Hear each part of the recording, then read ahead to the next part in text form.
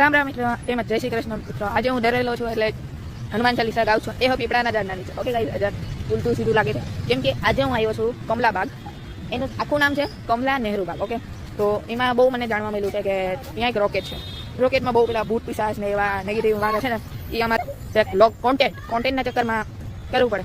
તો તમને દેખાવી રહ્યા છે આપણું રોકેટ. ઓકે ગાઈસ, અહીંયાથી હું અંદર જાણ છું અને અહીંયા રોકેટના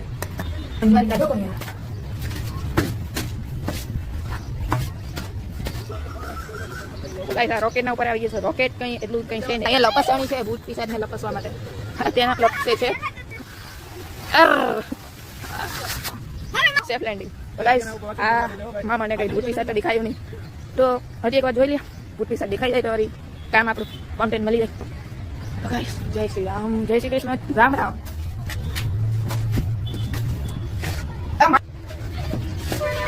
ત્યાં ભૂત દેખાયા હતા. આવ્યો ભૂત.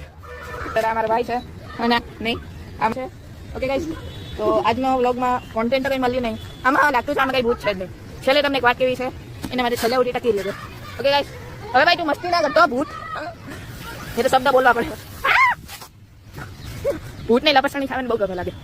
ગાઈસ, અહીં લોકોએ એ માટે કહ્યું કારણ કે અહીંયા પીપળા ઝાડ છે. નાના છોકરાને આમાં નથી જવા રહ્યા. કોઈ પડી જાય તો એ કામથી રોકવા માટે અહીંયા ખાલી નામ પાડ્યું છે. અહીંયા કંઈ છે નહીં. મારામાં વિશેષ ના મારા ભાઈને પૂછી લો. આ માણસ છે, જો માણસ છે. સોરી, આ કટ કરો ભાઈ. તો ગાઈસ, અત્યારના અમે મસ્તી જ કરતા હતા. કોન્ટેન્ટ મળી ગયો છે અમને. આખો વિડીયો જોઈ લીધો, લાઈક કરી દેજો. ભલા માણસ આ જાને સૌરવ જોશી વ્લોગ. આજે અમારો ફેન આવી ગયો. આવી ગયો ગ્રોસીસ. તો ગાઈસ, અમે એટલે ખાલી કોન્ટેન્ટનું હતું એટલે ભાઈ સોરી. લાઈક કરી દેજો, ચેનલને સબસ્ક્રાઈબ કરી દેજો અને કમેન્ટમાં મસ્ત છે ભાઈ એવું લખી દેજો. Bye guys.